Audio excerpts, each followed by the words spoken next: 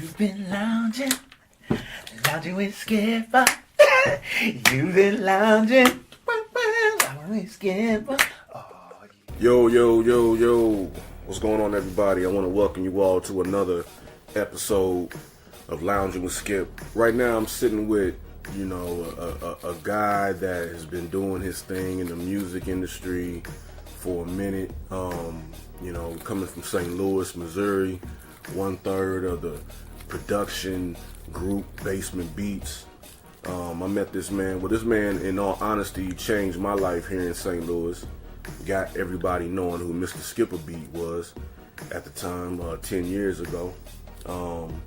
So I want to introduce you all, and I wanted to bring him in on to the podcast to hear his story, and so you all can hear his story and understand that nothing comes easy. But if you set your ducks in a row and you just you play your position, anything is bound to happen. So I want to welcome you all and thank you all for listening and in tune. And today I'm sitting with Wally and Coco. Wally from Basement Beats. What's up, y'all? What's up? Yeah. So pretty much, man, the podcast is about just people in the entertainment industry and just, talking about their journey and what got them to where they are, and and to just inspire people out there that are listening that may not have certain opportunities, right, that want to know the ins and outs of how things work and in the entertainment industry, and to motivate them and keep them going where they may feel like they're want to stop, want to quit, this isn't worth it. This podcast, I know exactly how that feels. Yeah, this is for them to be able to listen to and be like, and inspire them and want to continue on. So I welcome you, brother. I appreciate you, man, for real, Skip. You know what I'm saying? I appreciate. Sir. I'm real. I appreciate the love. But now, seriously, man, you killed it.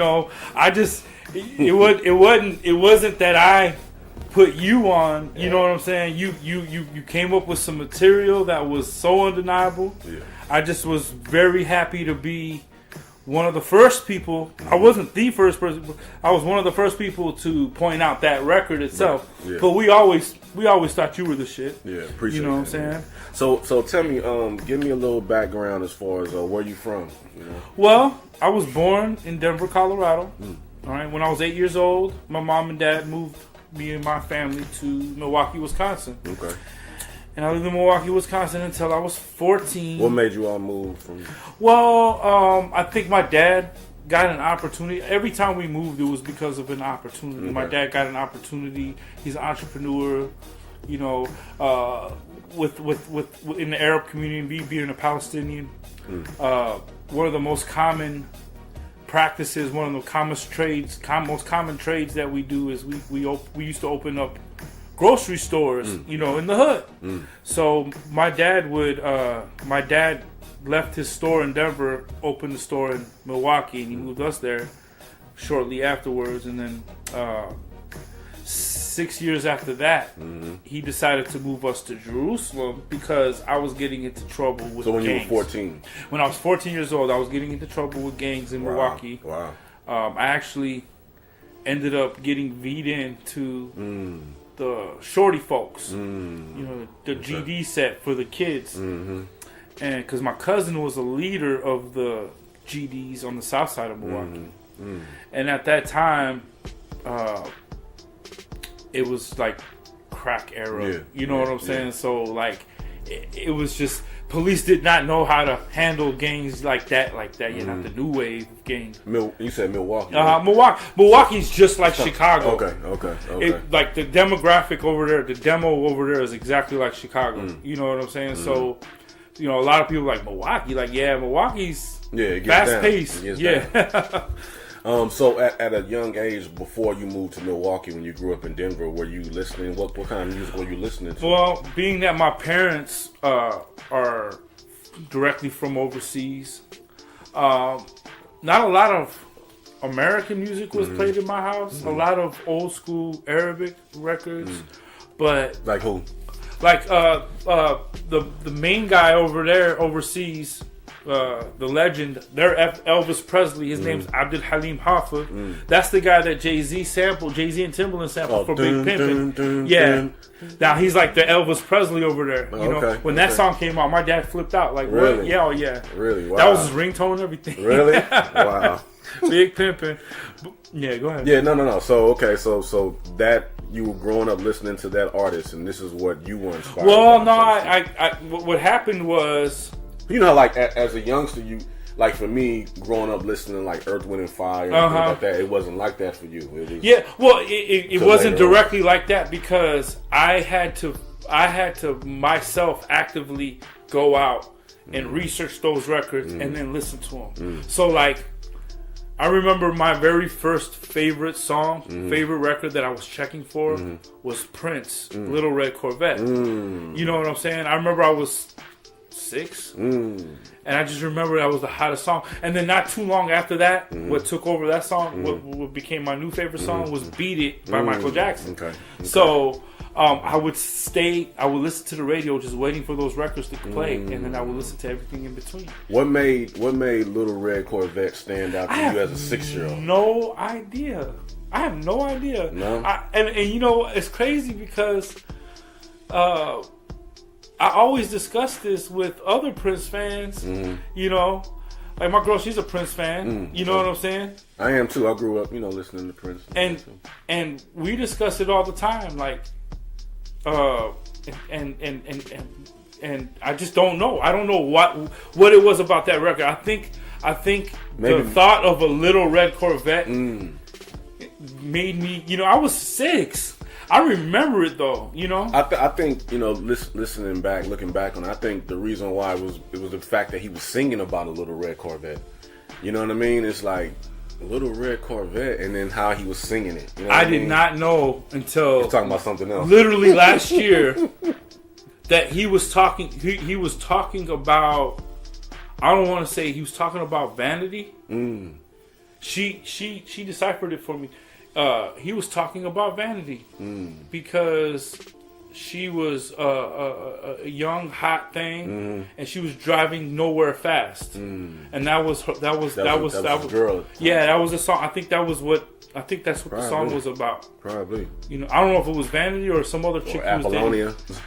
Apollonia was. I think that was a character in the movie, right? That was really her. It was really her tripping. Yeah. I don't know, he was talking to one of them. He was talking to both of them. I'll be honest. You know what I'm saying? Because I mean, because originally I heard that he wanted to put Vanity in Purple Rain, but something came up and Apollonia ended up being it. You know what I also found out? What's that? Is that the reason why he called Vanity the group Vanity 6? Do you know why? Why?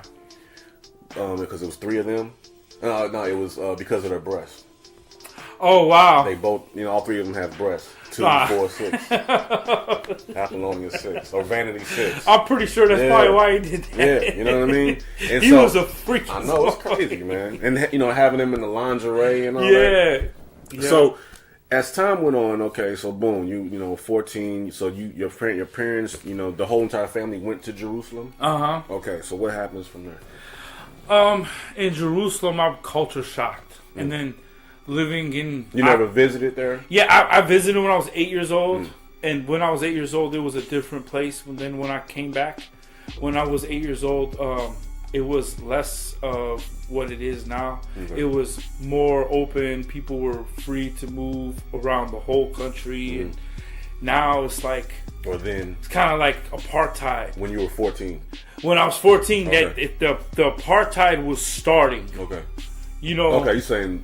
Now, as in present day. Present day, it's an apartheid. Okay. But as 14. As 14, see what happened when I was 14. Actually, when I was 15, when I lived in Jerusalem, the Israelis and the Palestinians came to a peace agreement while I was there.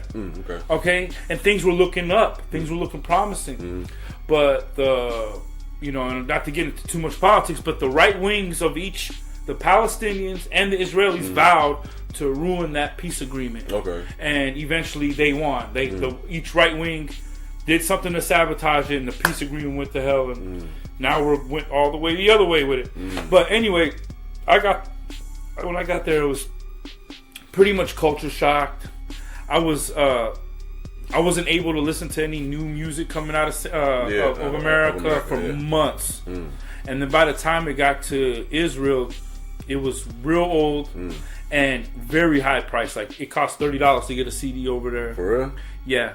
It cost $30 to get a CD. $30 to get a CD back then. So around this time, what was out? What was popping? I remember the CDs I remember getting were... I remember my favorite CD was Shy.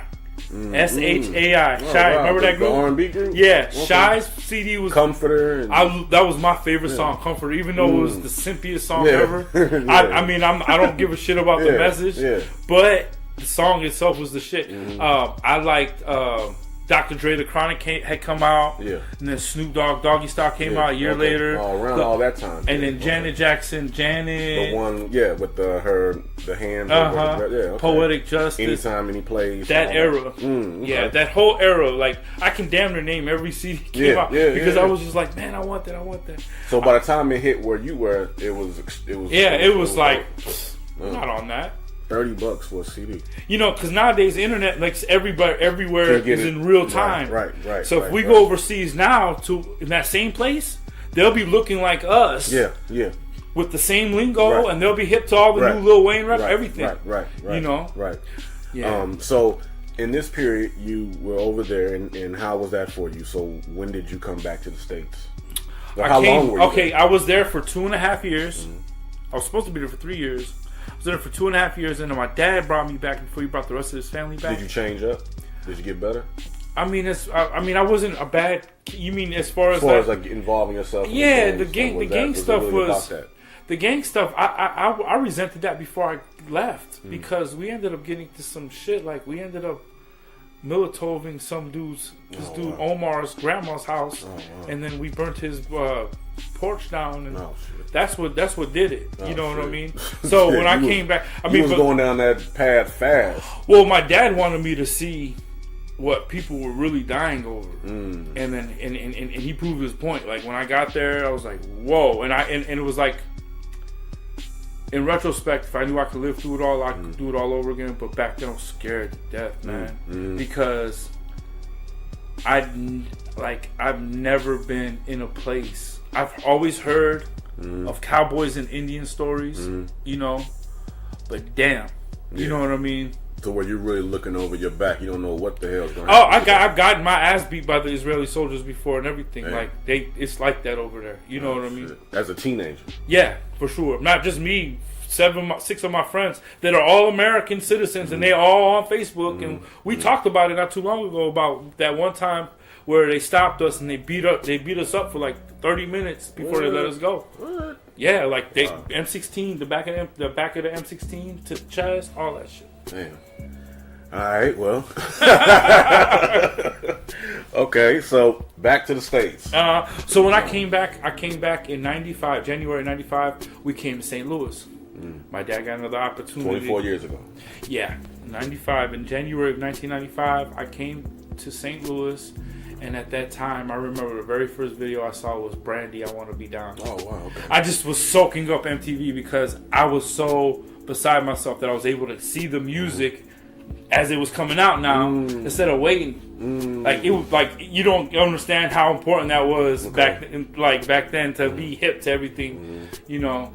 And I remember Biggie came out with Big Papa, and these were all new joints when I just landed. And just the fact that the way the videos were looking, they were looking like movies. That was around the time Hype Williams was beginning to come out and really get things popping. I could not picture videos getting any more clear, technical or fresher than that. And as you can see now, they have.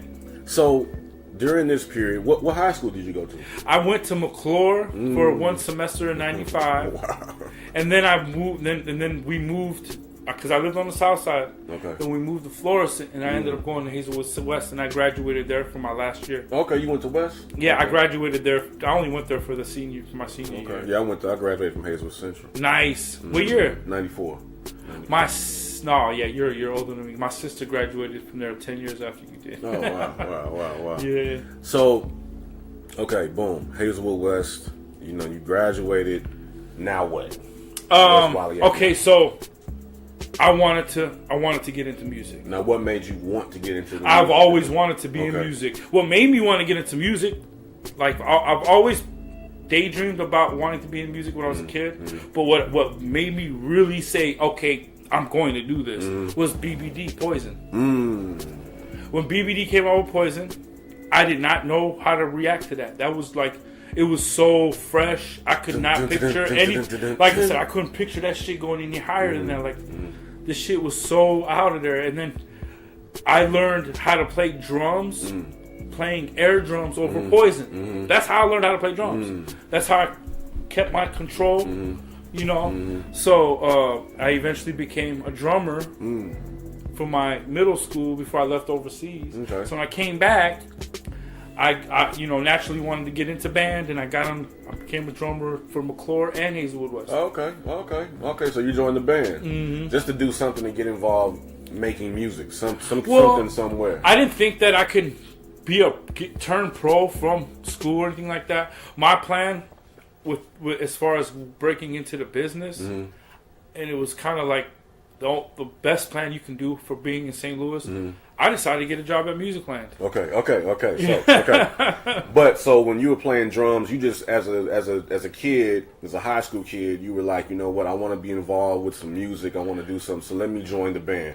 Okay. So now you're around other musicians in the band. You're seeing how the structure and things of that nature is kind of triggering with you in your mind. And you're like, okay, this is cool. At the same time, you're listening to the radio, listening to the music, hearing hip hop. You're like, okay. Now, graduate from high school, and you're like, you know what? I want to be around this music. Only way I can do it is let me get a job at a record store, CD store. Exactly. So at the time, Street Side was right over there. What made you not go over there at Street Side versus me? Because where was the music land? It was in Northwest Plaza. Right, honestly, because I applied at Street Side and they weren't hiring. Okay, yeah. And Sound Revolution was right here too. I applied there, and I knew they were going to give me a job. And they were like, yeah, we're not hiring either. So I went to Music Land, and they were like, Northwest Plaza. Okay. And they were like, well, we do need an extra person part-time. So they let me work there part-time, and they fired one of their people, so they gave me the full-time gig. So I worked there, and in my head, I thought maybe some record executive was going to walk in and handle their business. And it didn't work out that way. And then one day, there was this local group named Deadly Deuce. They had their CD out there in the front. And I didn't realize that they were local. But a few people came in about the CD, and I'm like, I never heard of these people. And they were like, they're from here. Their record label comes here and services. What song did they have out? They had a song called Creeping Through the Fog. I think I remember hearing about that. And then Lil Jon remixed it. Okay. Way before he was big. Okay.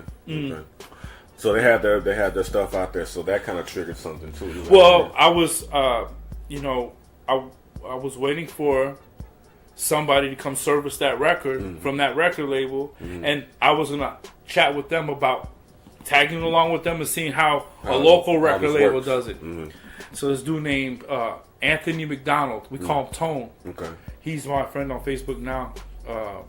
He came in to service with the record. He had a Good as Gold jacket on, and I was just like, "Yo, how can I be down? You guys are doing what I want to do."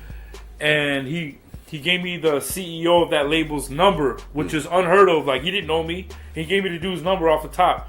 I called the CEO. His name's Phil. Phil Snipes. Okay.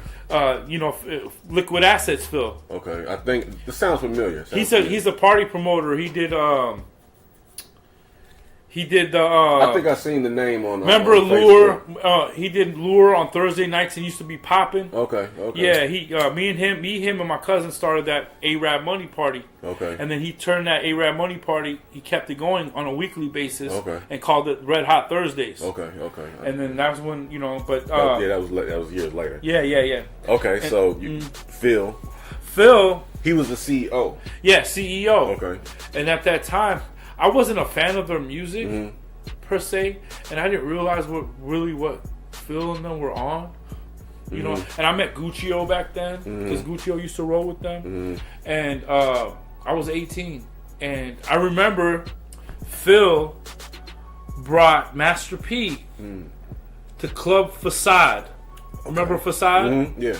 Or no, was that Facade? Was that Facade? Yeah, back Over then. there, yeah. It used to be in the back. Yeah. Okay, it was Facade at that time. He brought Master P, and he let me come. He let me go into the party with him and just roll with him and just see what was going on. Then he introduced me to Rico, the producer. Okay. And then that's Rico, the producer of Deadly Dude. Yeah. Okay. Now Rico had an EPS that had 10 seconds of sample space in it, and he made it work for the album, even though the song sucked so bad. I mean, you can go back and listen on YouTube. You can pull up Nelly Deuce's stuff, and you'll see it was horrible. But because that was back on the EPS, where if you sample, you had to speed the record up to be able to slow it back down in real time to be able to exactly kind of loop or whatever. Yeah, and it compromised the sound, and it was kind of like it wasn't 16-bit. It was like an 8-bit kind of sound to it. Yeah, you which is popular now on the lo-fi genre. You know what I mean? Yeah. So you linked up with him. Well, Rico was this black supremacist. He was a Nation of Islam type of dude, and even though he allowed me to come over his house and watch him do his work or whatever, he was reluctant to kind of really teach me. So what I would do, I'd go to McMurray Music and mess with their equipment. So you go up there and actually and just save it, because I didn't have the money to go buy a Kurzweil. I wanted a Kurzweil. So how were you saving it? I had the little card that goes into card it, and I would save save the sequence. Wow. I didn't have the sounds; it would just save the sequences. Wow. You know what I'm saying? And then I would have to plug it back into that same exact keyboard. Now, for those that are listening, the millennials that are listening to this, you're seeing the steps of how everything worked back then. It wasn't just get a laptop and now you own making stuff. You have to, back then, we had to find ways to make things happen to, you know what I'm saying? We had to find things to, you know what I mean? Exactly. To customize. You had to improvise, man, to make it happen. Exactly. There was no excuses. Yeah. It's like I wanted if to you really wanted it, then you would do your best to try to go get it. Exactly. So I really wanted to make beats. And then one day, my cousin came to visit me from New Jersey, and I wanted to show him, hey, I make beats. Let me show you. He's a big hip hop East Coast head, so he was super interested in seeing it. So I took him to McMurray. I go to McMurray. We walk in there and we go to the Kurzweil. That's the name of the keyboard. Yeah. And the guy that works at McMurray standing there with his other guy, and they're talking about something with the Kurzweil. I guess the guy had a problem with his floppy disk, and so I kind of was eavesdropping, and then I noticed that the guy that worked there didn't know what the hell he was talking about. I'm like, no, that's how you do it. So I said, no, that's not how you do it. This is how you do it. And the guy, and it worked. And the guy was like, oh, dang, so you do this? You know this machine like that? I'm like, yeah. He goes, hey, man, me and my friends, we over there at Saints. Come, you should come see us. Oh, by the way, my name's Spud. What's your name? Wally? Yeah, Wally, come.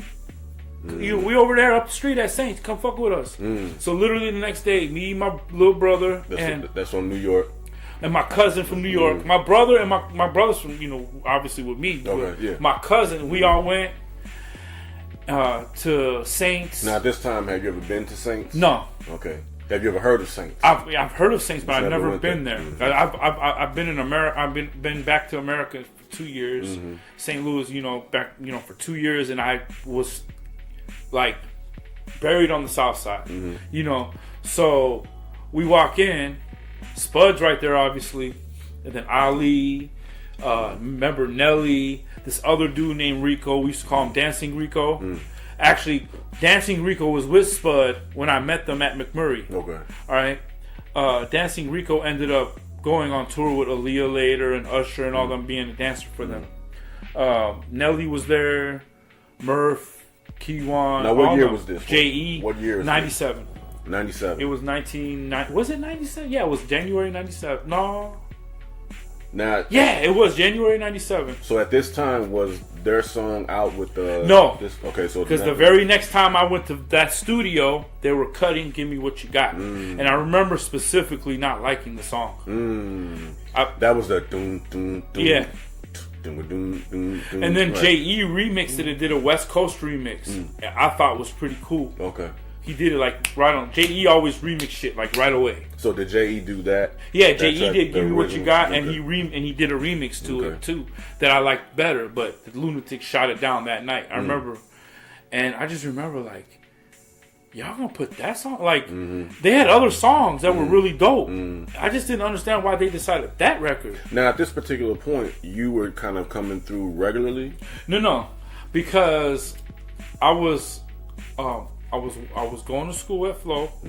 I was helping my dad at his store on the South Side, and then I decided to open a pager business. So I wasn't always coming around, but when I came around, you know, I always did things like I always made deals with J.E. Where, hey man, this is the only free time I got to come to the studio is midnight. Can you sit in the studio with me from midnight till 6 a.m. And I'll give you a pager with free service forever. You know, and that's how me and J.E. Just so you can work on some stuff. Yeah, and that's how me and J.E. got cool. Nice. Okay, so boom. Now you seeing that the song that the "Give Me What You Got" is on the radio. Now, in your mind, what were you thinking while this was all going on? You working at the pager business and working with your dad and going to Flow. I thought the record label was very professional. The twins, they carried themselves like they were just their confidence in how they how they handled their business was so reassuring. I felt like they were the reason why, you know, and someone told me that it was a mixture of a few things. It was them pushing it. That was a little bit of it. Another little piece of it was the fact that Saints and the Palace and the Ambassador, they owned all those places. They spent a lot of money with the radio. Okay? And then so the Stiths owned all those places. And then but what really made the radio haul ass was when the Lunatic showed up to the radio station and was like, look, we're St. Louis is never gonna have an act if the radio doesn't start acting like they can hear that we rapping out here. You know, if you don't play this, like we have all our shit together. Oh, okay, so it wasn't on the radio yet. It was still just playing at the clubs. It was at those clubs that the Twins owned. It was playing at the club that the Twins owned, and then it would get spiked on the radio. Gotcha. Okay, so it wasn't in the playlist yet. Right. Okay. Okay. Yeah. So and then eventually got into the playlist, and then they eventually started getting paid shows, and then they were selling CDs out there. Trump, because and now here it is, where you worked in Music Land, seeing this, you know, this group, you know what I'm saying, their stuff up front, and you linked with that, you know what I'm saying, CEO. Now to, you know, these guys that are actually doing that now, you know what I mean? On the other side. So what was the time frame between that Music Land situation to this? 1 month. 8 months. 8 months. Within the year. Within a year, like almost a year. And then, now, when I met the Ticks, they weren't on their way to Universal yet. Right. You know, it was going to be a couple years before they even went on their trip to Atlanta to meet Kuda. Right. You know? So, at this time, I would dip in. I'm sorry. No. I would dip in. You're cool. Right. I would dip in and just see what they were doing. Because you were still working your pager shop. And I was still doing you. And I think that's probably one of the reasons why, you know what I'm saying, they was fucking with you, was because it wasn't like you was kind of on some, yo man, yeah. You were still doing you. Yeah. No matter what. And it was like, man, you know what? Yeah. Well, you know what I mean, I kept a real cool relationship with them. If they ever needed anything from me, I always came through. Always. There was never a time they came to me and said, "Wow, you got this," and I was like, "Nah, I ain't got that." You know, I always came through for them. So, I don't know. I can't tell you the definitive reason why they decided to fuck with me. There's a few theories I have. I never asked them. The one of the theories was J.E. J.E. didn't fuck with too many people back then. Matter of fact, he would act really funny when other producers came around. Right. So, and the Ticks didn't want to interrupt him. So, when J.E. would let them know, he let everybody know, hey, me and Wally, we're a team, and you know, Wally one of the only people I allow around me, you know, and right. we work good together, whatnot. Yeah. So the Ticks started like being more opted to listen to what I had. Now, okay, so at this point, you were kind of you were coming through. I was aside time working on stuff like that, but you were just kind of getting your chops together. So I would come through, and another reason why they always liked when I came through, because I never came and asked for favors. I always came with money or something in exchange. I never was the type that say, hey, look out for me, look out for me, look out for me. Right. I would be the guy that would say, hey, look, I know you need, you know, I got a couple $100 for you, you know, a day or a week, you know, to let me do this, you know. And if you were already at the studio, you know, the only difference is that now I'm in the studio with you. Now you got some money in your pocket. Behind the table, you didn't have to pay the twins, because the twins is like you get free reign through the studio, you know. So, but yeah, if they listen to this podcast, maybe they'll find out this way that all these years later, I'm real cool with this. Yeah. No, it's all love. Like I said, this is it's a chill podcast. So, boom. Now what happens? Okay, give me what you got on the radio. Okay, you know what I'm saying? So give me what you got on the radio. Everything's cool. They're doing shows. They're sitting there opening up for Missy and Timbaland. I remember one show specifically when they come to St. Louis, they're opening up for them. And stuff opening up for like they're the opening acts, you know. And then I remember Kid Capri came to town, and the Stiffs booked the Lunatics on that. I think they did it without asking them or clearing with them. They booked the Ticks to open up for Kid Capri. Okay. And they didn't want to open up for Kid Capri. They thought that show was going to be lame. And they didn't want to be a part of that. Ticks. Yeah. So the twins leveraged and threatened to not put out their EP if they didn't open up. So the Ticks was like, man, fuck y'all. You know? So they didn't show up. They didn't come. So the next day, I remember I walked in the Saints, and Dave and Keywan were arguing with each other, and Dave's like, that's it, the EP's not coming out. And like, man, fuck it. You know, I remember it was just real. It was really, I don't have a vivid memory of that, because I didn't really go in depth and see what was going on. I just remember I remember Dave specifically saying, that's it, the EP's not coming out. And so the show happened, they didn't show up. So I remember a few months later, I went to go visit them, and they were there saying still, and that was the first time I ever heard Batter Up. And it was like they came with that song before they came with all them other songs. So the very first song on that was Batter Up. Now, was it all of them on that song? At that time, it was just Ali and Nelly. And everybody was, you know, I just remember I heard it one time, but after everybody else was singing it, then I finally heard it, and I was like, oh, everybody going crazy about this song, you know? And they kept that song in their back pocket for like a year, yeah. like a year and some change. Whatchamacallit did that track, didn't he? Steve Blas. Oh yeah, Steve Blas.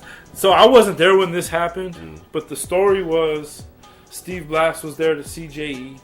J.E. all notorious for making appointments with people and then not being there on time. Mm-hmm. So you'd be waiting there at Saints, waiting for J.E. and shit. So while he was waiting, he was fucking with the MPC and whatever sounds that were already up, and he made the beat. Boom, boom, boom, boom, boom, boom, boom, boom, boom, boom, boom.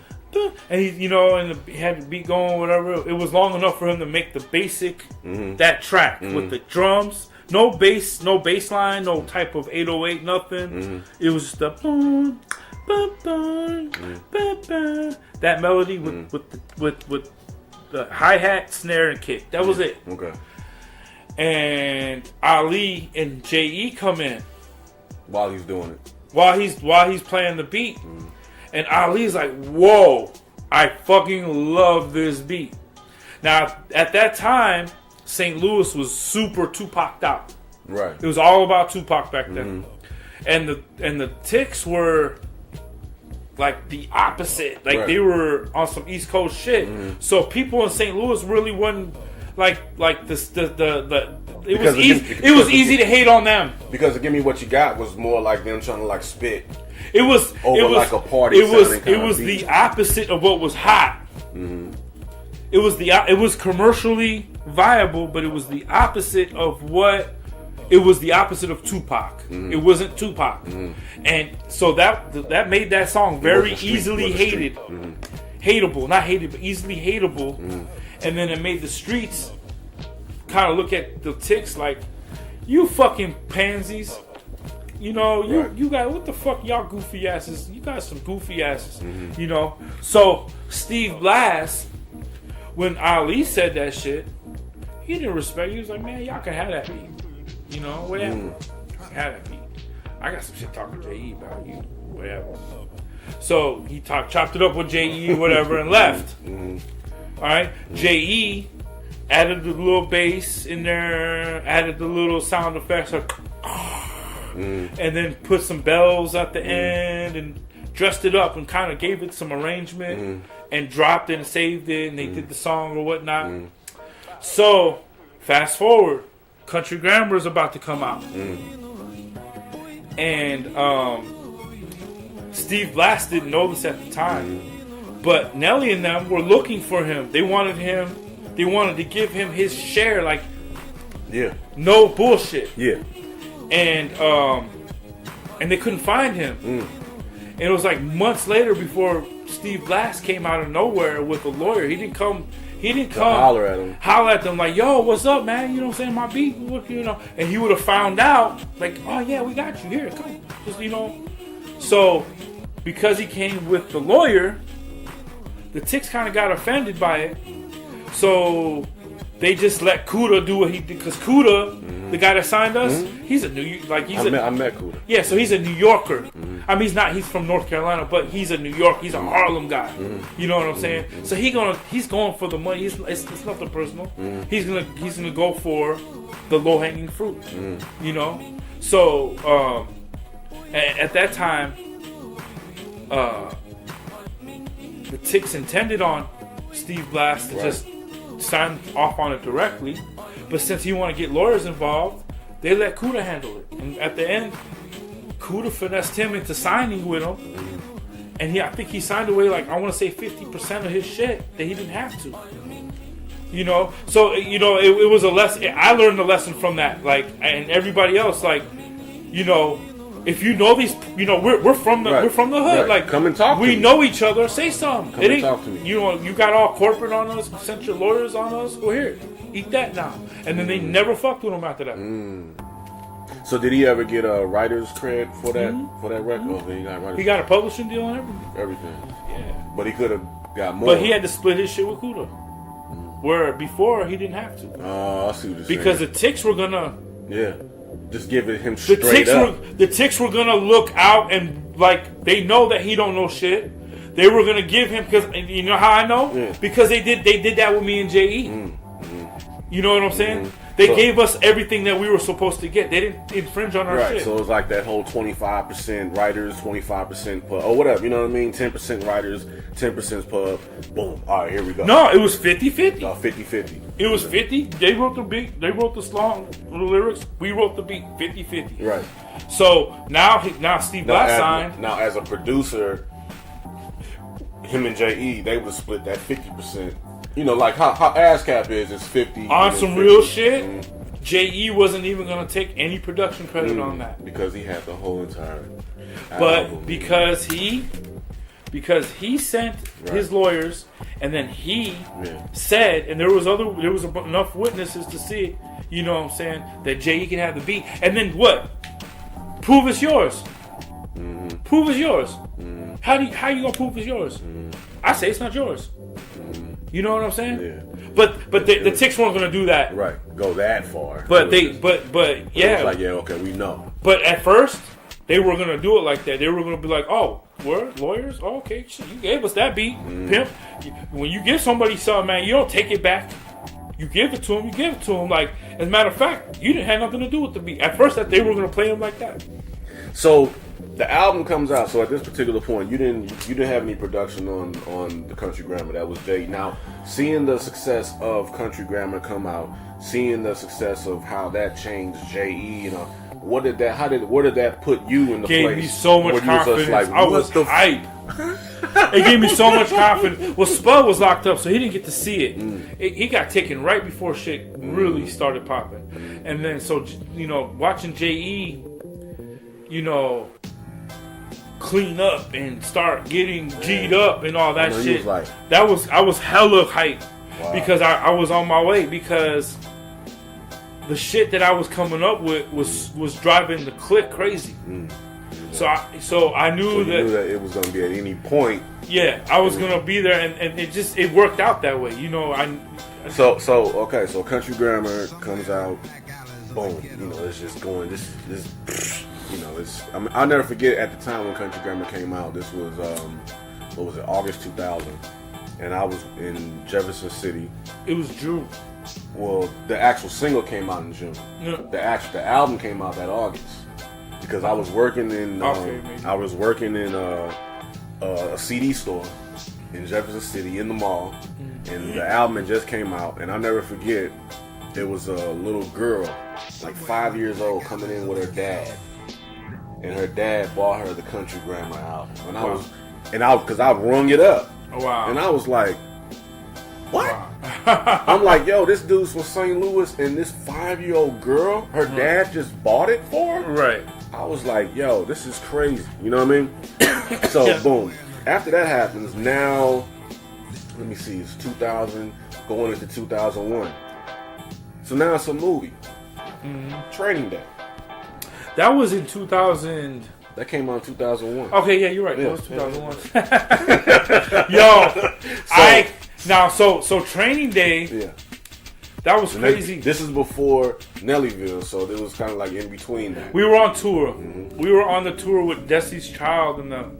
And you were there. I was on tour. Okay, now what was this like? You being on tour? Keep in mind, you come from Music Land. Oh, it was unreal, because being on tour with the same people for 3 months, you actually get to start meeting and talking, and then next thing you know, you're on a first name basis with and cool. Yeah, I've talked to Beyonce several times. You know, Kelly knew me because she used to be engaged to Kuda. Matter of fact, I go even deeper than that. You know how there's a clique of best friends: Lala, Kelly, Sierra, all them. They all met through Kuda.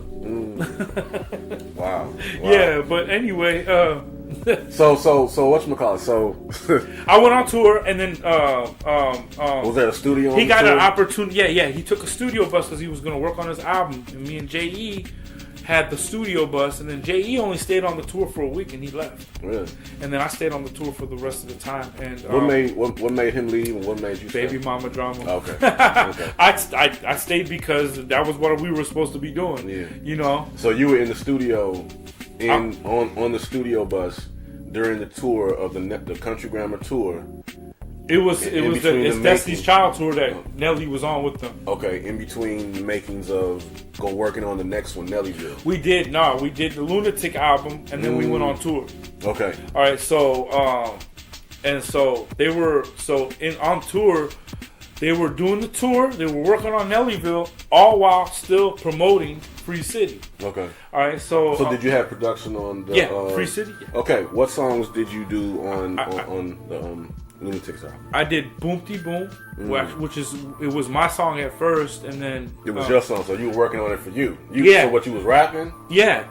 Okay. I was because Coco was rapping. He wasn't making beats yet. Okay. So I wanted to help him. Okay. So how'd you end up? Well, I guess that's another part of it. So you met Coco in the process of all that. Okay. So Coco, I met Coco at Saints 2. Him and J.E. were working on a CD. I remember they sampled "Take It Personal" from Gangstar, and it was a song that, and then I was like, hey man, I got something I could put on that. So Coco was just coming through as a rapper, straight up rapper. And J.E. had already blew up from Country Grammar. No. J.E. At that time, it was around the time where I met J.E. Okay. Coco only met J.E. like a couple months before I met J.E. Oh, okay. So this is all okay. So J.E. was just trying to hone his skills with artists. Okay. He, at that time, if you sounded anything, just a little bit like anything, J.E. was like, "Come on, get behind that mic, let's go." Okay. So yeah. So so Coco's coming around, and everybody, you all kind of knew whatever, but it was just like whatever. So the Lunatics album, how did that album get to start being worked on? Because Country Grammar, if Country Grammar did gold or better, they were promised the Lunatic album. So it went platinum first week. So they made plans, and it was just like a big old vacation. We went to New York for 3 months straight to work on the album. Yeah. And so, how many songs did you do on the Lunatic? I did 3. Okay, what songs were? Boomty Boom, This Is the Life, and Scandalous. I did those 3 records. Okay, you produced those, drums, everything. Well, J.E. would offer. J.E. always puts in a little bit of accents, but he don't take nothing for it. You know what I'm saying? I do a few times to his shit too. Yeah. You know, it's like rappers needing, like, if a rapper's stuck and you give him, you pitch him a line, you're not taking publishing. Yeah. So it's kind of like you all were kind of using the same kind of drums though. Oh, we were using the same exact kits. Yeah. Because I can tell, because I remember like the Boom Boom, they had the same kind of drums from like a Country Grammar album type of vibe. It was a certain kind of vibe. Yeah, for sure. Yeah, so you all recorded that album, and then that album ended up going double platinum. That album ended up going double platinum. But they stopped promoting that album. The Ticks got into it with Universal. What was the single off that album? They had Midwest Swing. No. And then after Midwest Swing was the single for the movie that I Am King of the City, top down. And then Let Me In Now, the video was shot, but it was never pushed.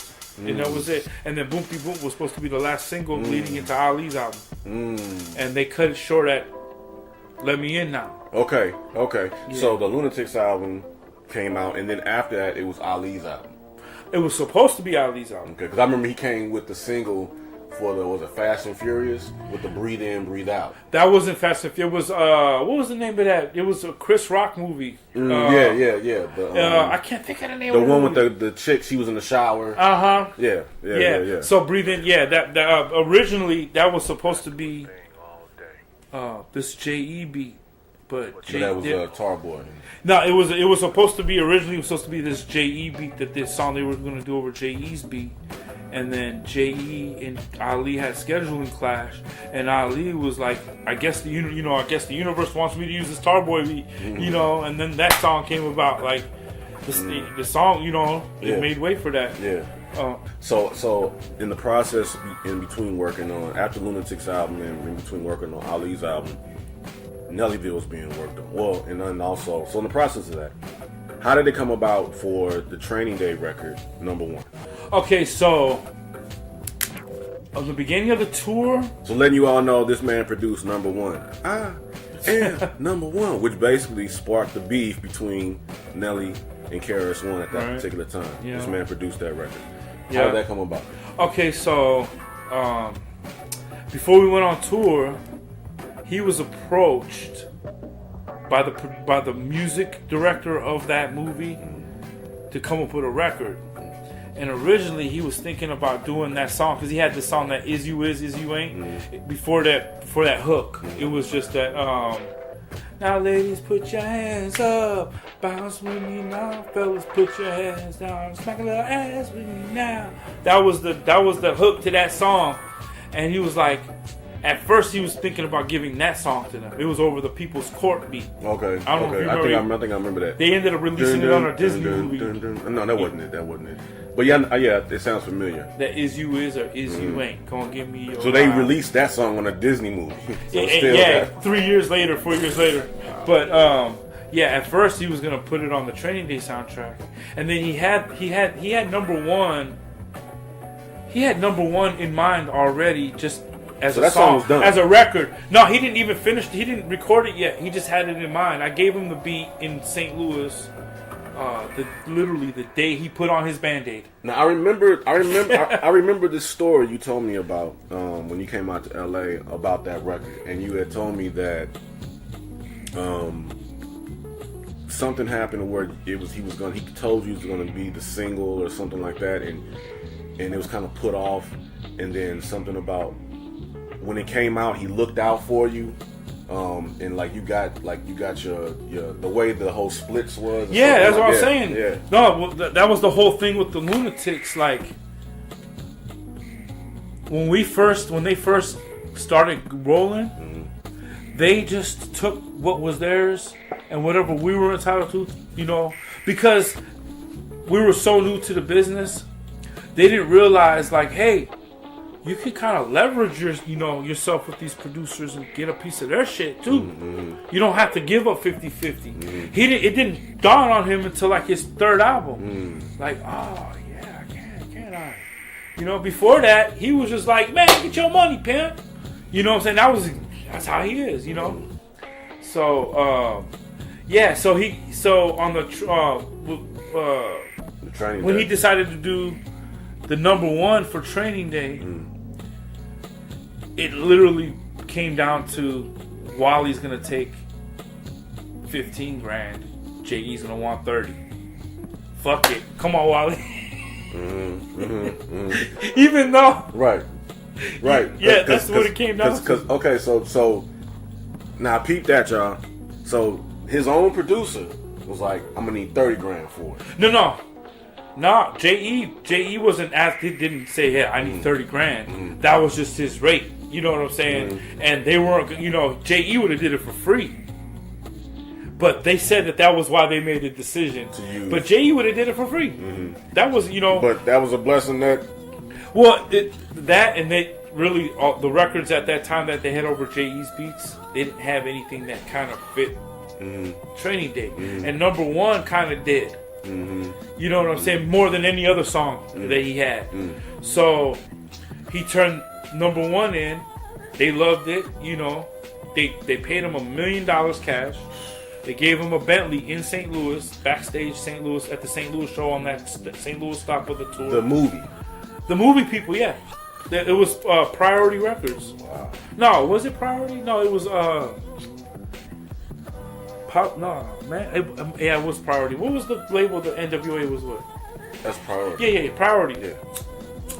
Ice Cube. It was their very last record before they closed down. That was their last shot at trying to save their company, was to try to get Nelly to do a single for them. And Nelly still didn't do the video until they cut him another $90,000 check. Nelly was on it. He was not fucking around. Yeah. So boom, the song comes out and that was a single that blew. How did it feel for you? Well, I had signed to Kuda already, so my fate was sealed. It meant a lot to Kuda, because Kuda was able to go in and be like, got a number one single, call number one. It didn't go number one. It went number one on hip hop. It didn't go number one like EI and all the rest of them songs. Right. But it was like, it's a Nelly song that no one has any I'm the only person that has stake in it, other than the first people that wrote it. Mm-hmm. You know, Nelly got a deal already, but the producer that produced this song, number one, don't have a deal. What's up? This and he ended up selling my shit for 6 times the amount he gave me, and didn't even give it to me until well after they paid him. I had to damn near sue him for my money, and then. Well, this game is. Here's how cold it is.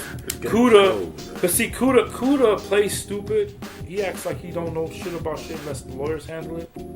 But what happened was, I got paid $150,000. Damn. No, Kuda got paid $800,000. Okay, for my shit. Okay, Number one. For just my whole publishing deal. It's with Sony now, but back then it was famous. So you had got a publishing deal. This was your publishing deal. This is my publishing deal. So it was a total of $950,000. No, it was $800,000 deal. I got $150,000. So it was an $800,000 publishing deal off of a song. Well, I had the song, yeah. And then I had the lunatic placements, you know, and stuff like that. And out of that, I had $150,000. Yeah, I got $150,000, and then. I was like, damn, man, when am I gonna start getting checks? You know, royalty checks. And turned out the way he had it fixed was I had to recoup his $800,000 before I started another royalty. So I threatened to sue him over that, and then we ended up settling to where he just gave me my shit back and he got out. You know. Damn, man, this game is cold, man. And I don't give a fuck about talking about it because I mean, you know, it's things like this. I mean, this is all history. It's music business. I mean, this is dope. Nowadays, I tear a contract up in a minute because I know how to gain a following online. I know how to distribute my records and profit. So fuck you. You know what I'm saying? Yeah. That's what I'm on right now. Yeah.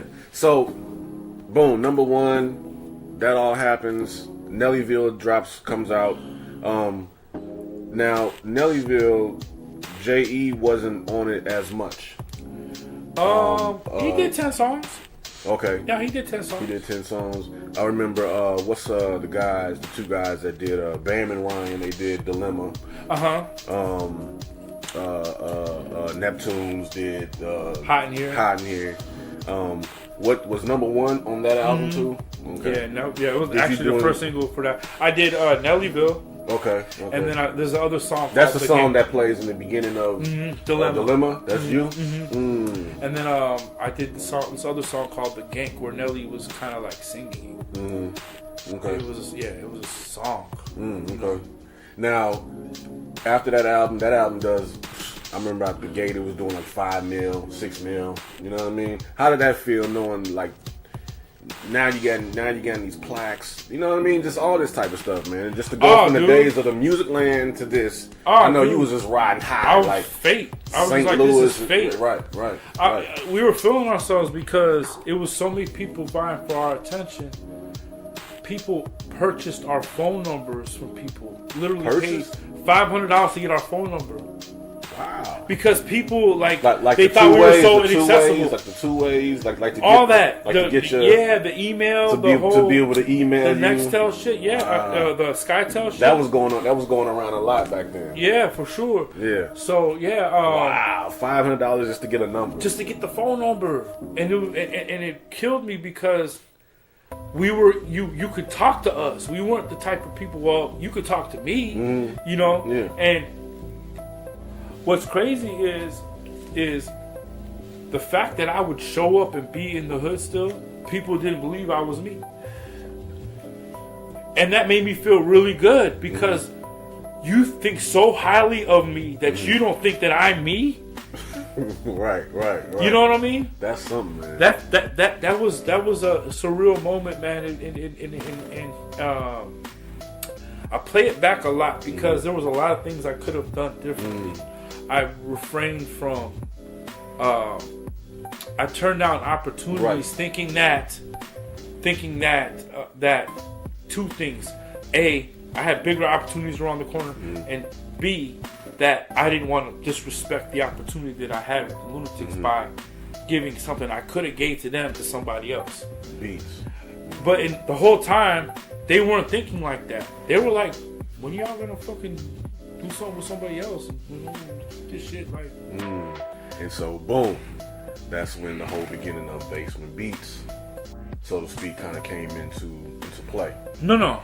Basement Beats has been a thing since Saints. Okay, since Saints, okay. Yeah, when we moved into J.E.'s mom's basements, we officially had a name. Basement Beats. Yeah, and then we were always trying to kind of theme it, and we had charms on our necklaces, and like branded. we tried to brand it a little bit, and then we released our first album, What Goes Down Must Come Up, and I was really doing that album to kind of like really get a sense on how to make an album and then put it out there. Was this after or before now? This was after Country Grammar Okay. and during Nellyville.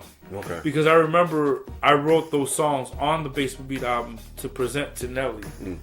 But I didn't record them yet. I didn't record them until after Nellyville was done. I thought I could just kind of like sing it for him, but he didn't catch the idea when I was singing them for him. So when I recorded them, he eventually used one of the songs on there. For Nellyville? Nah, for the Longest Yard soundtrack. But he didn't use the song because that's a whole other story. He didn't use the song because of some other bullshit. He ended up getting one of our other producers' beats. The producers because we started signing producers and shit.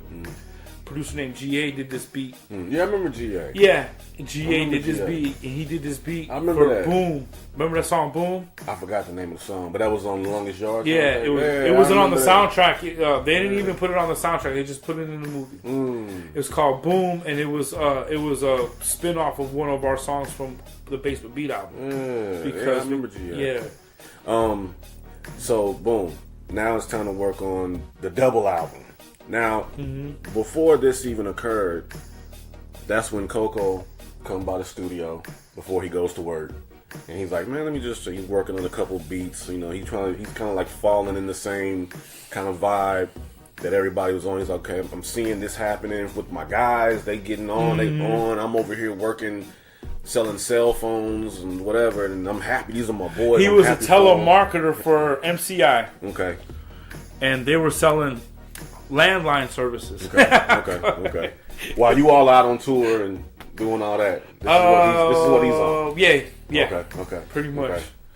Yeah, and what's crazy, a lot of people don't know this and probably won't ever believe this, but 50 Cent wanted to work with Coco. And Coco flew out to work with 50 Cent. Literally days after he got shot. They were in communication, constant communication. And then boom, he got shot, and then we didn't hear from him. Next thing you know, he's 50 Cent. But before, he was gonna work with Coco. He wanted like to rap on some stuff? Rapping. He fucked with Coco heavy. Wow. Yeah, man. Wow. So, the story on how Coco, because Coco, which is one of the other guys from Basement Beats, he did Shake Your Tail Feather. And over and over. And over and over. So, boom, now all of a sudden, keep in mind, he was working as a telemarketer over at, MCI. He comes by the studio. That's how... What happened was, we were working on the first Basement Beat album. There was a song on there called Every Day, and it was featuring this dude, Jimmy. Jimmy's a lead singer to this group called Steadfast. Okay. So, Nelly really loved that song.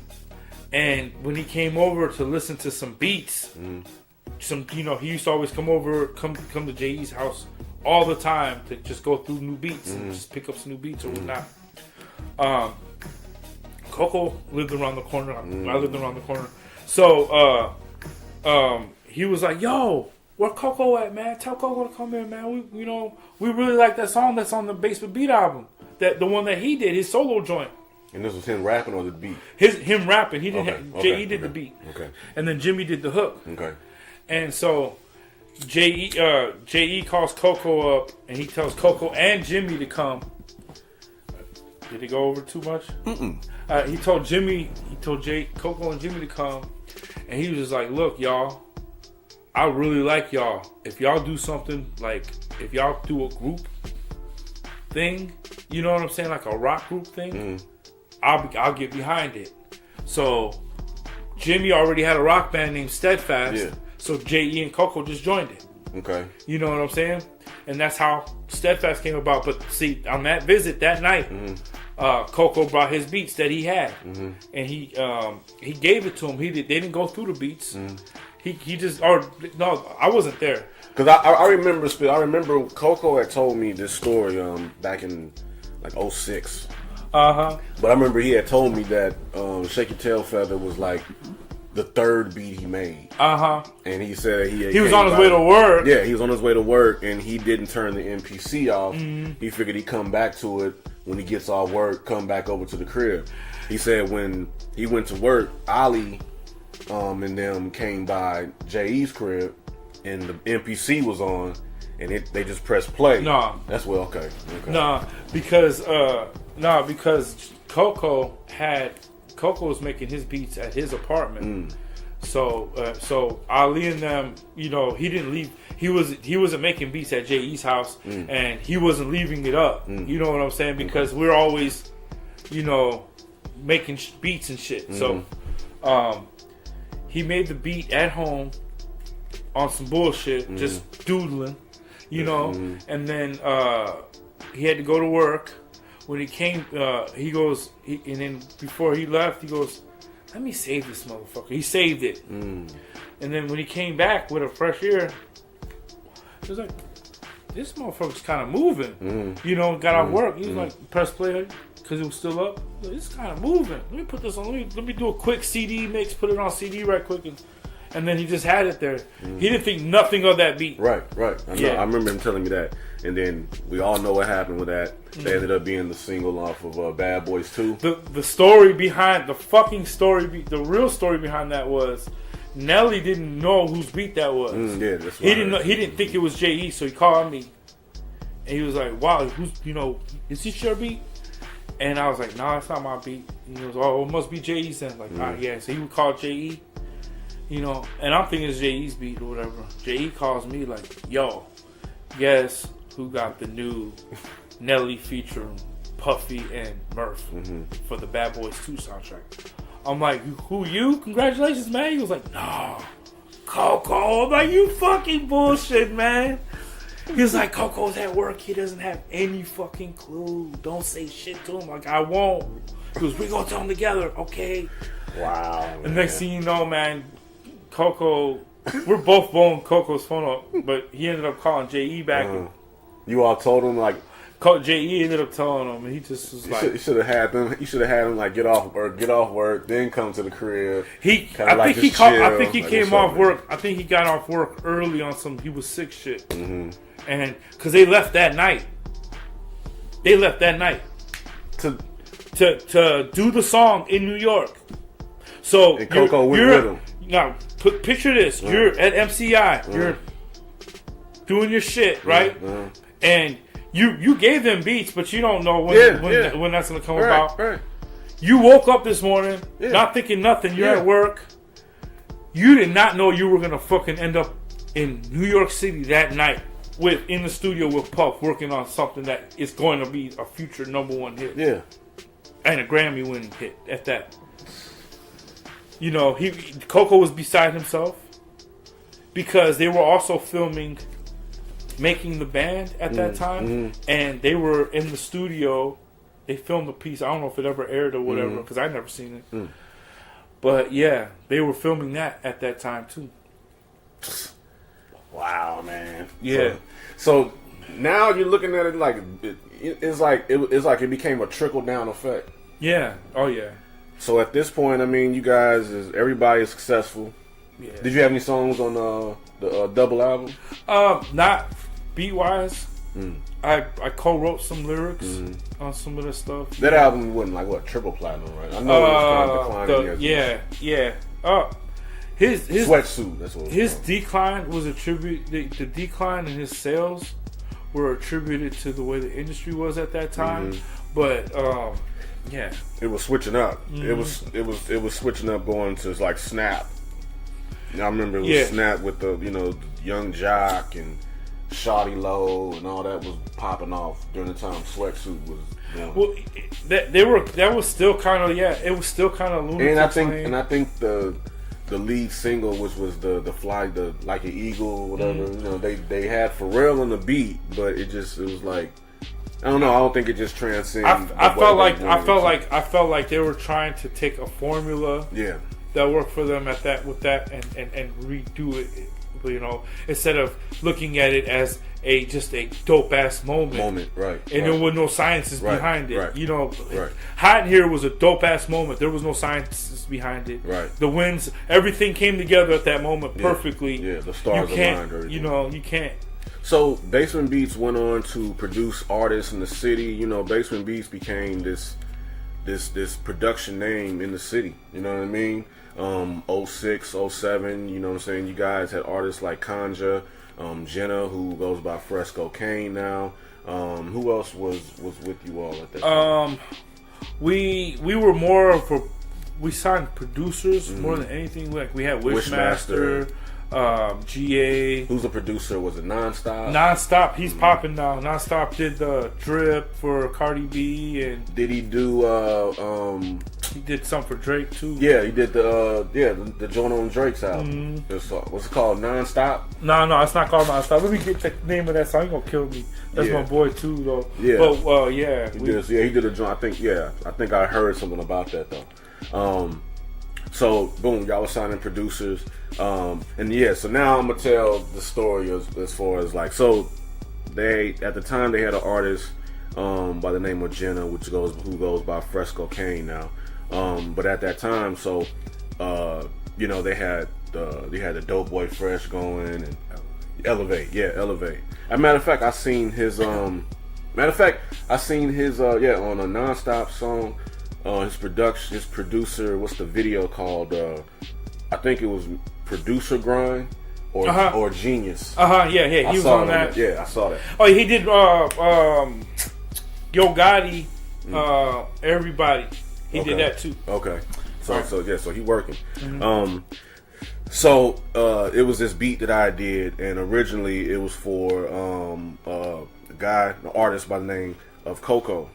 He had a song in St. Louis. Coco Severe had a song, in St. Louis called Mob Out. And so this particular beat was meant for him.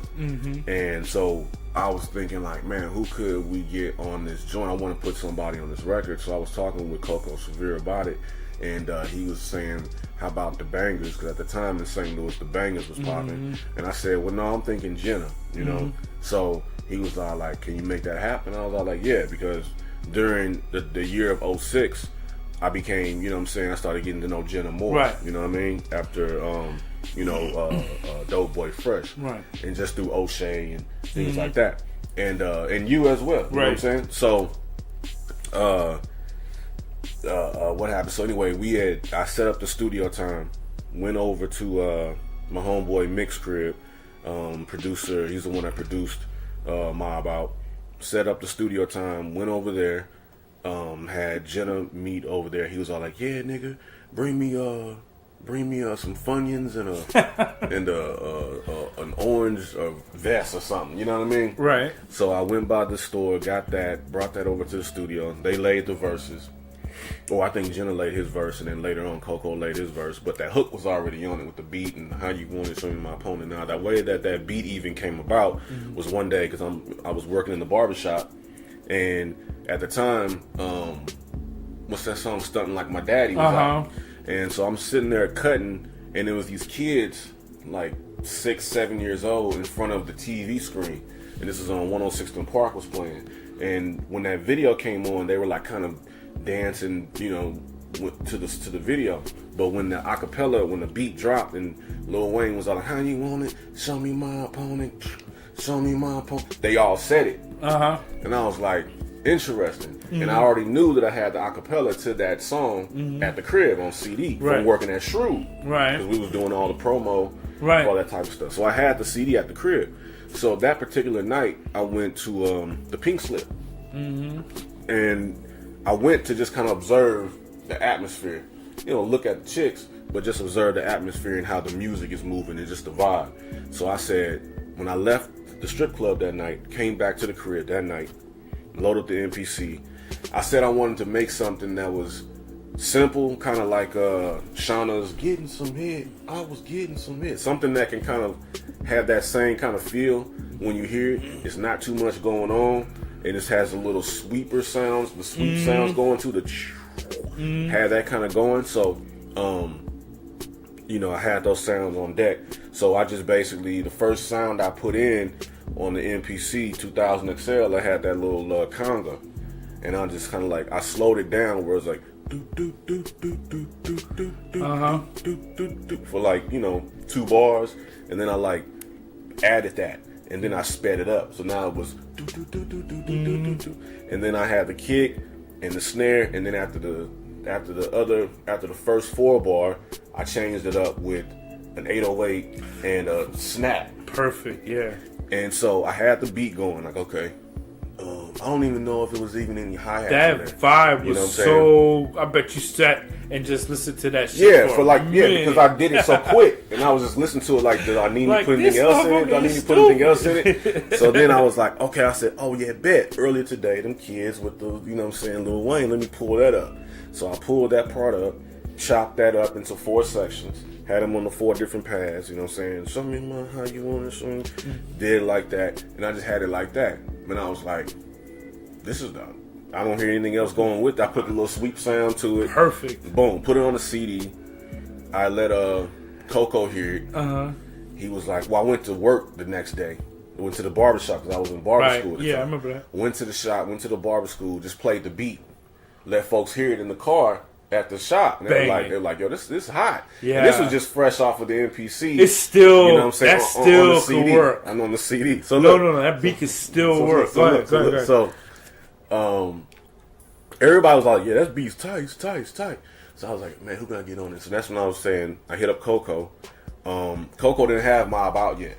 You know what I'm saying? Oh, wow. Mob Out wasn't even recorded yet. It wasn't even done yet. I don't even think it was worked on. They were about to do it. And so he was like, can you get Jenna on? Anyway, they go over to the studio, lay the vocals down.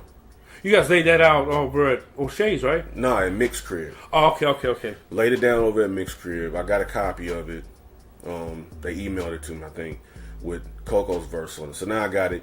So they were going to put it on, at the time, Coco had a mixtape. They were talking about just putting it on his mixtape. And I was like, all right, that's cool, whatever. Well, I had a copy of it, and I wanted O'Shea to hear it. So I took it to O'Shea's crib and said, man, check this out. And he kept playing it like, yo, this is tight. So I was like, yeah, that's, you know, yeah. They talking about putting it on his mixtape. Oh, he was like, oh, that's what's up. So I left the crib, left his crib, went home. Then he had called me. He was like, he said, yeah, Wally's over here. You know what I'm saying? He's going crazy over this song. I'm like, what? Oh, dude, yeah. He was like, he's going crazy. Is that background messing? You can barely hear it. Okay. He was like, yeah, he's going crazy over this. So I told Mick and them, I said, yo, Wally's hitting me up. You know what I'm saying? About this. I haven't talked to him yet, but he's calling me. They was like, yeah, they want him. He wants him to use it. You know what I mean? He wants to use it for Jenna. I was like, I don't know. Let me tell you how that went down. What happened was with Jenna, I loved the record the way it was. Mm-hmm. I loved Coco Severe on it, especially. Mm-hmm. That's why I definitely kept him on the hook, because me and Jenna was going back and forth about that. Mm-hmm. In reality, in retrospect, I look at it, Jenna just didn't want to do the record. Right. He just wanted the record to just be Coco's for his mixtape. Right. I wanted it to be. I wanted to do more with the record. Right. I didn't want it to just be on the mixtape. Right. He was like, well, if you're gonna push it, then I don't want. It gotta be just my song. And I'm like, gee, man, Coco sounds so good on there with you. Just do it. Mm-hmm. And he was like, man, it's gonna be my song only. So I said, well, he got to at least stay on the hook with you, because I just like Coco's voice. Mm-hmm. And I felt so horrible about it. I called Coco, like, look, Coco, we owe you, and we still do. We owe him beats for it. Like, I told him, I said, can we give you some beats? You know what I'm saying? Right. For that. And he was a good sport about it and everything. But what Jenna was trying to do was trying to discourage me from trying to push that record. But I was in love with that record. That record was just, there's very few records that I'm like, now, love the second I hear it. And, I appreciate that, man. And just the fact that you had, you were the first person that I can remember that actually was like, put some money behind it. Like, even the night it was me. What was it? Me, you, Coco, Kanja, and Jenna in the car. I think it was like I don't know if it was, I forgot what kind of car it was or whatever. Well, I remember we went to Bottoms Up, went to the Slip, and we went around. Were you with us when that stripper, when that song came on? She was at the top of the pole. I think so. And because what happened was, before when I let them play, because you had just got it mastered, and I took it to him. I let them play it, and I took the CD back from I was like, nah, I'll bring it with me next time. Right? So I let them play the song all night that first night, and then I didn't come back for 2 weeks. And I came back 2 weeks later with it. And so the second that song came on, the chick recognized it. She was at the top of the pole, and she slipped and in her head on the stage. Ooh. I swear to God. Sounds familiar. I don't know if I was there. I know Jenna was with me, definitely. Wow. I was like, whoa. That's when I knew. I was like, yo, this is a hit. Wow. And then we took it to Atlantic to, what's dude's name, man? That's my boy, too. Michael Karen. And Michael Karen loved it. And then we had another meeting with Universal. And Universal was like, look, can we have this record for Wayne? I remember when all this was going on, man. I remember hearing about all this. I was like, he said, can we have the record for Wayne, right? And we want Wayne on the record. He was like, can I have the actual record for Wayne? I promise you, guys, I'll do something for you guys, right? And Jenna's like, right. Because he's in his head, he's thinking that they're gonna do something for us, for me and Coco, if we let them get the record. And Jenna's like, what about my career, G? You know what I'm saying? So we're just like, man, what you want to do? Like, it's his record, because what we were trying to do is we were trying to get the sample cleared. Yeah. And they wouldn't clear it. I remember that. And then they wouldn't clear it because they wanted that record for Wayne. Right. I remember so that. we did the conjure and shit. Right. You know what I'm saying? I remember that. But yeah. It was like, I don't know. And it was never a video, man. But I don't know if Wayne it wasn't like Wayne said he wanted the record. It would have been different. Yeah. This A&R wanted to present it to Wayne. Right. And we didn't mind. We wouldn't mind that shit. Right. It was, but Jenna was like, man, we can do that, G. Right. Right. So we just like, okay, you know what? Yeah. We talked about it. Looking back on that, I'm just curious, like, why wasn't there ever a video for that? For that song? Because that moment, because even when it wasn't even a video for Mob Out, because that was kind of like the straw that broke the camel's back from Jenna. So what happened was, I paid the Dirty DJs to do a campaign. I remember that for the song, and they would only play the record when they saw me. And what they came in the club. Yeah, and what they don't know is, as long as these motherfuckers been DJing, they should already know that I know when you play the record and not play the records. If you play this record a lot, you would know to cut it up a little bit. You know what I'm saying? I would do it on purpose. I'd give it a little less volume in mastering. I did two versions. I did one because I felt like motherfuckers wasn't doing what they said they were doing. And I was paying them real money. Like I $3,500 up front, $3,500 on the back end when shit gets done. So I'd show up to the club, and I would chill, and I would wait. They would never play the record, and then I'd go up to the DJ booth, like, hey, what's up, man? "Oh, what's up, man?" And then I would make my rounds into the club after I said, "What's up?" Then they play the record, but the record would come in low. So that told me that they don't play the record because they would have known that it comes in low to cut it up. Wow. So I got really upset. Jenna got really upset because we did that on purpose to kind of gauge and see how they were fucking with us. Okay. And Jenna, and then DTP at that time, not DTP, but a guy a funky that worked for them. His name was Zeke. I guess he was trying to be an A&R for them or whatever. He convinced Jenna to roll with him. He went down to Atlanta. So that was a whole other. Yeah. Yeah. So that's why we didn't do a video, because when Jenna saw that this wasn't happening, you know what I'm saying, the way he thought it was supposed to be happening, it was like, okay, well, you know what? Now what, guys? I'm sitting on my ass. No. Yeah. So, you know, man, so over the past, you know, now that, you know, looking at everything now as far as with the way the music business is, what do you see, you know, could you have seen where it is now compared to what it is then? Because obviously now it's not as much like that. It's really based off of streams, and you know what I mean. The times are different now, and are you unhappy with how the times have changed? Not at all, because now, see, a lot of musicians all think that in order to be in the music business, you have to make millions of dollars. There, you know, there's musicians out here that get a cool $100,000 a year and are low key, go chill with their family. They got a few little fans, but not to the point where it's like, oh, they can't go anywhere in public. Right. It's like, oh, there goes what's his name? You know, they might get a request. They get enough attention to where they appreciate it still. It's not bothering them. Right. You know, and that's a very real thing now. You know, there's artists that they practice that whole 1,000 super fan thing where they just get them. If you can get you 1,000 super fans that like you, that like what you like. See, like if you were to say I'm Skip and I make music and this is my page. You know, I'd be one of your super fans because I know you.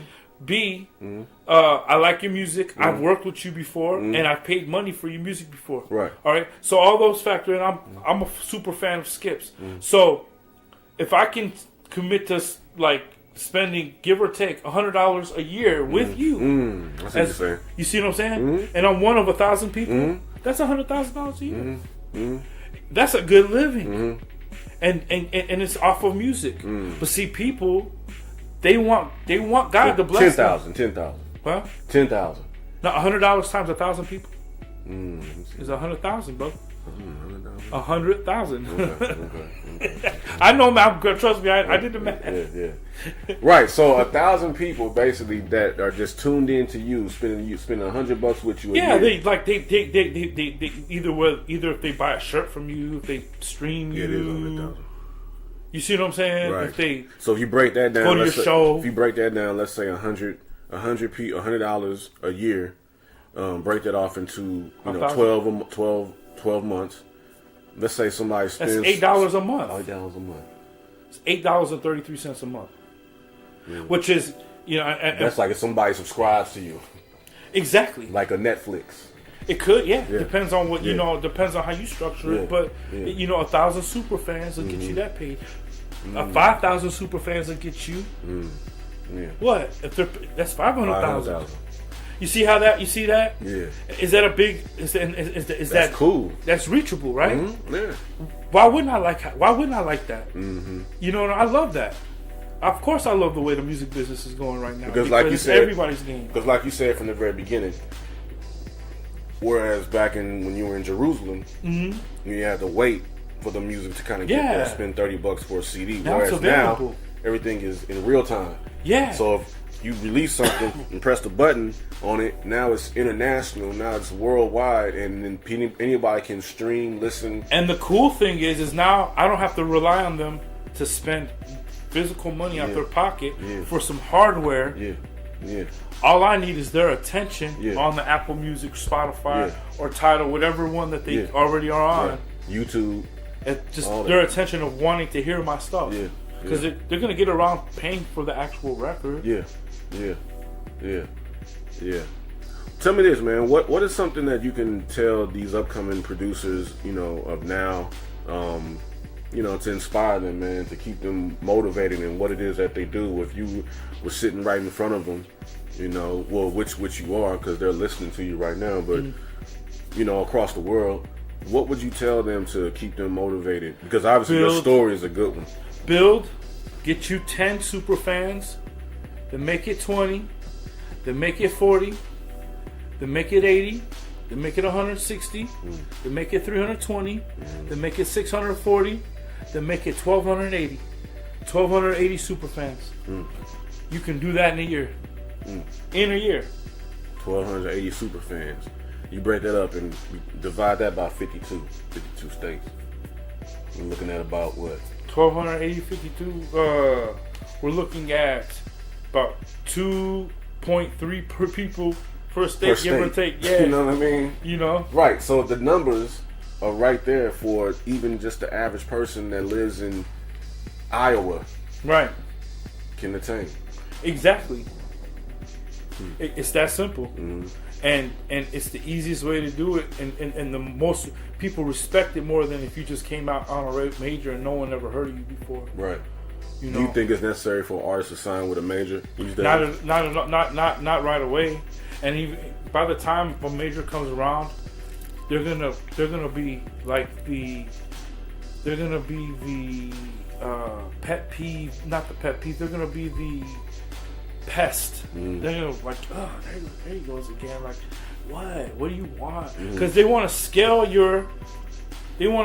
you from 1,000 super fans to 1,000,000 super fans, but then they want to give you a drop in the bucket for it. They want to give you the same amount of money for the 1,000 super fans for having 100,000 super fans on your own. Right. They give you the money for having 100,000 super fans on your own. They won't give you 1,000,000 super fans though. But see, now you can't go out in the public and be with your family. Now it's a bother now, because when you have 1,000,000 super fans, think about that. Yeah. So it's also about the people that want the fame versus the fortune. So a lot of people they want the fame to be able to be recognized when they walk out and about, versus people like you and I. I know me. I would rather take the fortune and be able to go to the grocery store and get food and go to the mall and chill and be out with my family and relax. Yeah. Versus everybody walking to me wanting autographs and all that. You know what I mean? But see, major record label, they scale you to that level for the amount of money that you would have gotten on your own if you would have got yourself 100,000 super fans, which that's a lot of money. You know what I'm saying? That's cool, and I'm cool with that. But so is 1,000 super fans. That's a lot of money too. Yeah. 2,000 super fans get you $200,000. That's a comfortable living in LA. You know what I mean? Hey, this is kind of off the topic, man, but when you was writing those stats on Facebook on the stories, man, like you should write. I think somebody mentioned to you like you should write a book. You know what I mean? Well, I'm working on. Matter of fact, what are you working on now? I'm gonna kind of do like a little podcast series about telling the stories. Yeah. I would love to have animation involved just to kind of reenact. That'll be cool. I just want to. There's a lot of other stories I have. I just want to clear them with the people that are in the stories before I just blur them out, because they're kind of cool, you know. Yeah. Yeah. I think it was one that you were talking about, like the DJ booth. Something happened at the DJ booth. I forgot. Oh yeah, with Goldie. Yes, just different things like that. I remember, like I said, it got to a point where I think every Thursday you were talking about something. Yeah. And people were commenting like, "Yo, you need to like write a book on this or something," because people will buy it, man. People want to hear those type of stories, man. Are you doing anything now with music, or what's going on, or just kind of laying low? I'm. It's like right now, I'm gonna be doing this. I'm gonna be doing this master class for people that want to gain, like they want to be able to gain their super fans and have control their music business. You know what I mean? So I kind of got the blueprint on that. So I'm gonna kind of do a master class on that, and then I'm also been writing and producing and been in the studio, taking advantage of the economy of now engineering. People need engineers, so I'll be an engineer for hire sometimes. I love my day job. Ever since I started my insurance business, I've been doing insurance, and I just been. The universe took me there, But music, I love making music. Yeah, that's what I was trying to tell you. I got something that I want to present to Chris Brown through you. Well, we'll talk about. Yeah, that. we're gonna talk about that. But yeah, I'm always like. I just wherever the universe pushes me, dude. I don't force shit ever. Yeah. And I'll talk to you about how the whole Chris Brown thing. Right. I talked about off the record. So if anybody is interested in getting signing up for your master class, because I'm pretty sure you'll have it set up to where it'll be online and things like that. How can people reach out to you to be able to connect with you to maybe you can have some email me and things like that. You can email me at wallybeeman@gmail.com. That's WALLY, B as in boy, EA, M as in Mary, I, N as in Nancy, @gmail.com. And I'll just update you with how far we are into releasing that masterclass and having that available. It's going to be real resourceful. We're also going to be doing, I'm going to be curating, what I want to do is I'm going to be curating beats from all sorts of producers.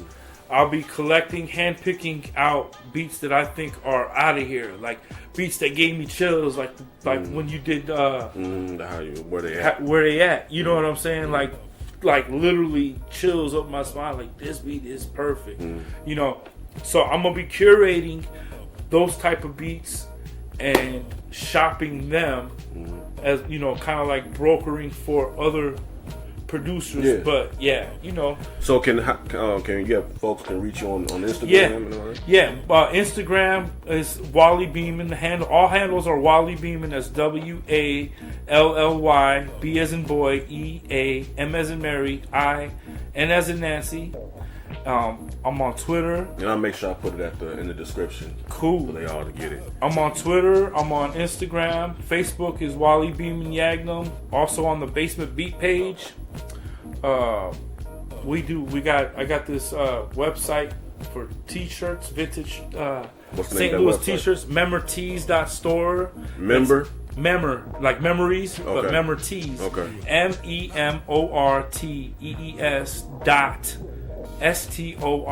What made you want to start that?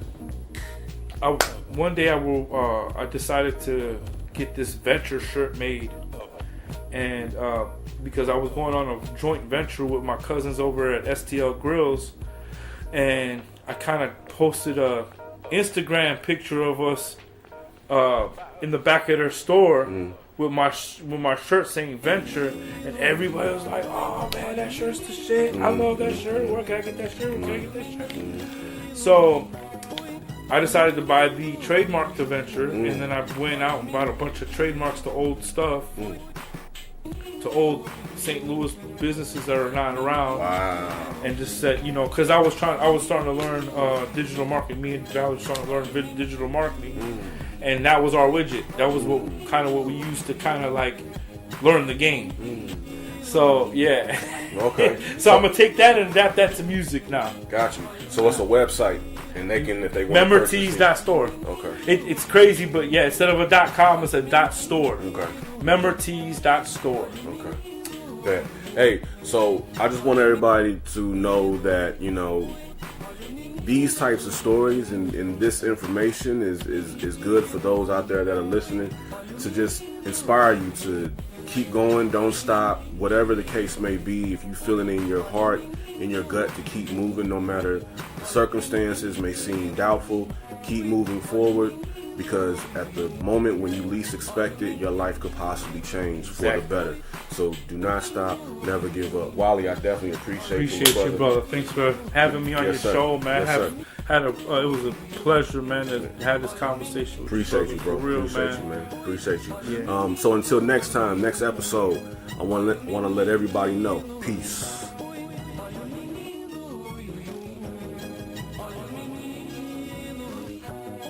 All you need